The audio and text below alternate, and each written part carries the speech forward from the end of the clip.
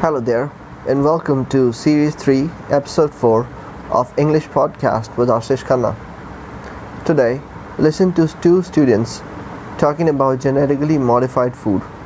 Frank is for GM food, but his friend Anne is against it.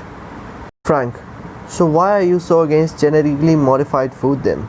I think you have been taken in by all the bad press. Anne, no, that's not true. I have read upon the subject and I think there are just too many risks. Frank, the GM foods that you get are probably safer than non-GM foods. And don't be daft. Where have you got that from? Frank, well, there are tighter controls for GM food. There are controls in each country and then at a European level as well. If they pass through all of those controls before they reach the shops, they must be okay. And I just don't like the idea of having my food altered. What's wrong with the food we have always had? Frank, we have to move with the times. The possibilities of GM food are endless. Anne. What redder tomatoes or bigger strawberries? Frank, yes, for one thing, but what about vegetables with a higher vitamin content or bananas with vaccines built into them? And what? Ha! Frank, it's true, they have developed a way to produce bananas with the hepatitis B vaccine. And, not sure what I think of that. We haven't done enough research. And playing around with crops is playing havoc with the wildlife.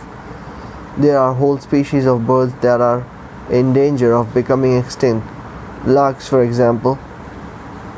They are rapidly decreasing in numbers, and it's because of the chemicals they are using on GM foods. Frank, they haven't proved that. And not yet, but it's only a matter of time. Frank, And another thing that worries me is the power that a few food companies will have.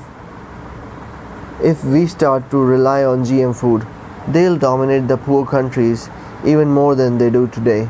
Frank, they'll feed them and at a price. Yes, maybe. I'm worried about the food chain too.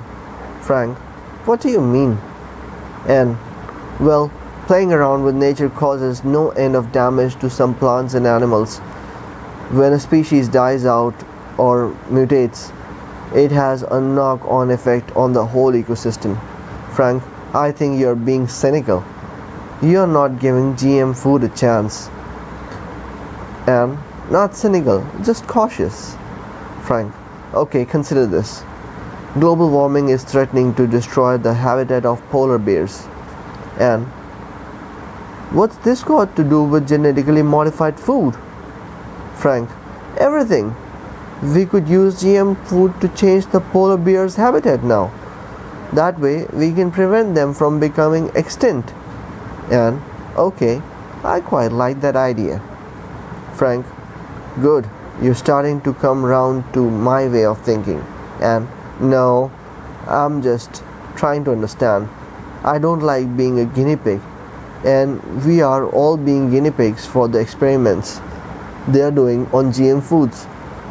I guess I don't like the way things seems to just be happening without much of a debate. Frank, what do you mean? We are talking about it all the time. And talking maybe, but nobody is listening. I hope you enjoyed listening to this podcast. Thank you for taking your precious time out. Have a great day.